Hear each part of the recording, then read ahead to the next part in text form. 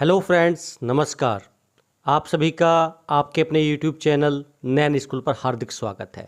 आज के अपने इस वीडियो में दो महत्वपूर्ण जानकारियां शेयर करने वाला हूं। ओआरओपी की फोर्थ किस्त फंसा पेंच। जी हां, बहुत से पेंशनर ऐसे हैं जिनको ओआरओपी की चौथी किस्त अभी तक भी नहीं मिली है। तुरंत कार्रवाई करें पेंशनर। और एलटीए नॉमिनी और अल्टरनेट नॉमिनी ज़रूर ऐड करें अगर आप स्पर्श पेंशनर हैं।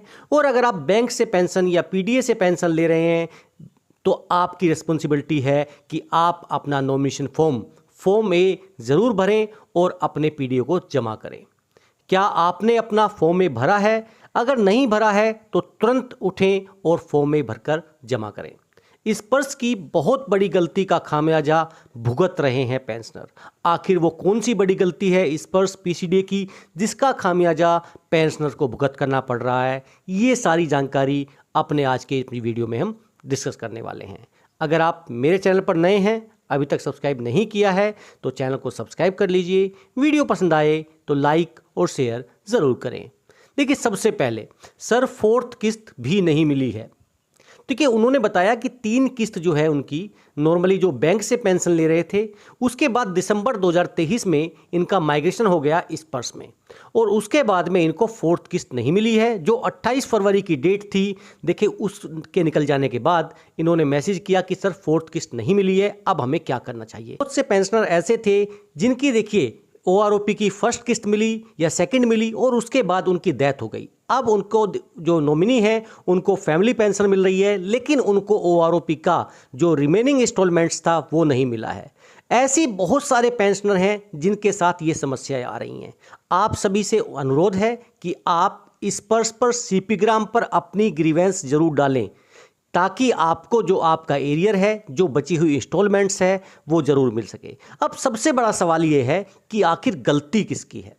देखिए, स्पर्श और पीसीडीए उन्होंने कहा कि देखिए हमने आपका माइग्रेशन स्पर्श में कर दिया है बैंक से हटाकर, या जो भी आपका पहला पीडीए था वो अब आपका स्पर्श हो गया है।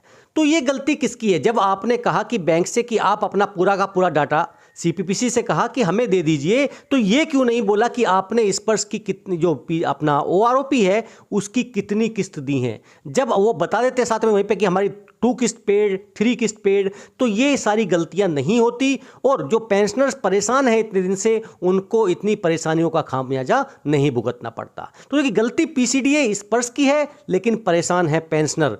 ऐसी स्थिति में सरकार को, पीसीडीए को इन चीज़ों पर तुरंत संज्ञान लेना होगा और हम कहें तो उनको देखिए पहले से प्रोएक्टिव सोच के साथ ये सारी चीज़ें करनी होंगी, क्योंकि आप स्पर्श माइग्रेशन कर रहे हैं तो आपके पास ये भी रिस्पॉन्सिबिलिटी होनी चाहिए कि देखिए हमने इनका इतना किस्त ओआरओपी का दिया है, क्योंकि आप माइग्रेशन कर रहे हैं उस पीरियड में जिस टाइम पे उनकी किस्त आ रही हैं, तो आपकी रिस्पॉन्सिबिलिटी बनती है, सीपीपीसी की रिस्पॉन्सिबिलिटी बनती है कि वो पूरा का पूरा डाटा A to Z करे कि 4 किस्त बनती थी, इनकी 2 मिली हैं, इनकी 3 मिली हैं, चौथी किस्त इनको आप पेड करें।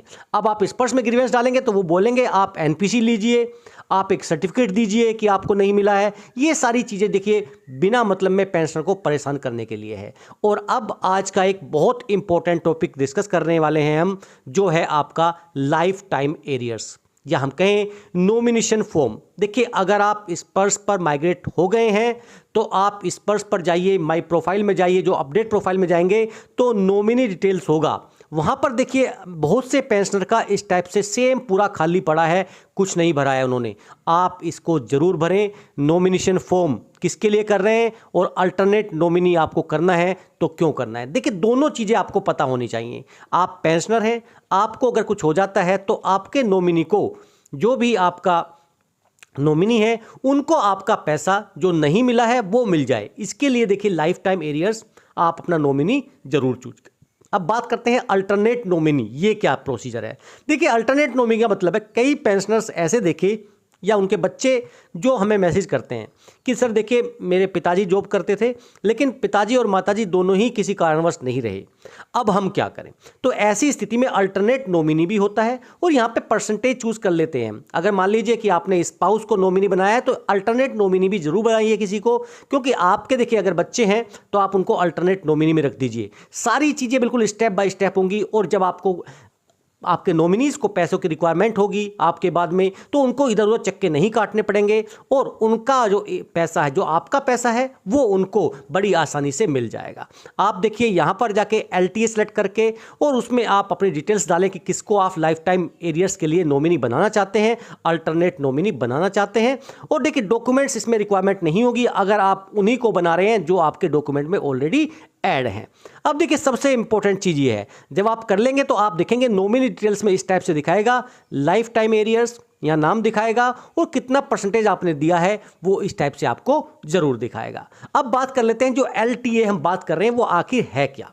देखिए लाइफ टाइम एरियर्स, देखिए एक्चुअली ये वो एरियर्स है जो पेंशनर को मिलना था पैसा, लेकिन उनकी डेथ हो जाने की वजह से उनको नहीं मिल पाया, तो अब किसको मिलेगा, अब ये उनके नॉमिनी को मिलेगा एज पर नॉमिनेशन रूल। तो इसी के लिए LTA फॉर्म जो है आपको भरना होता है। To claim LTA a pensioner should nominate the person to whom they want to authorise LTA on their demise. तो देखिए आपको जो नॉमिनेशन फॉर्म है वो पहले ही भरना होता है। The nomination form should be submitted to the pensioner's PDA। अगर आपको उसमें कुछ चेंज करना है तो फिर आपको फॉर्म दोबारा से भरना पड़ेगा। देखिए 2022 का ये लेटर है ministry of personnel public grievances and pensions की तरफ से, जहां पर देखिए बताया गया है nomination by pensioners under the payment of arrears of pension nomination rules 1983 for payment of lifetime arrears. तो यहां पर देखिए इन्होंने यही चीजें बताई है कि ऐसी स्थिति में आपको क्या करना है। ऐसी स्थिति में आपको फॉर्म A और वो भी 3 कॉपी में भरना है, भर के अपने PDA को सबमिट कर देना है।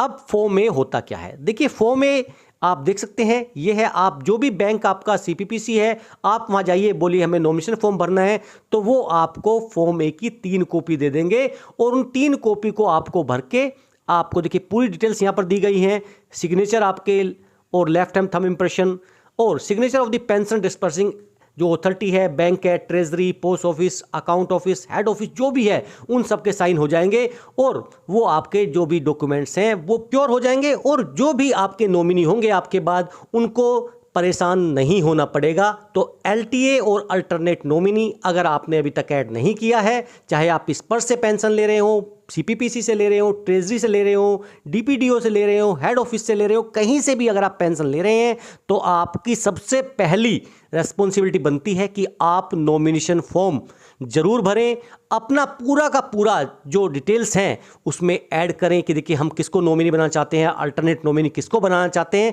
ताकि बाद में आपके पेंशनर्स, आपके जो फैमिली मेंबर्स हैं उनको परेशानी का सामना ना करना पड़े। आपको ये जानकारी कैसी लगी कमेंट करके ज़रूर बताइएगा। फिर मिलेंगे आपसे। जय हिंद, जय भारत।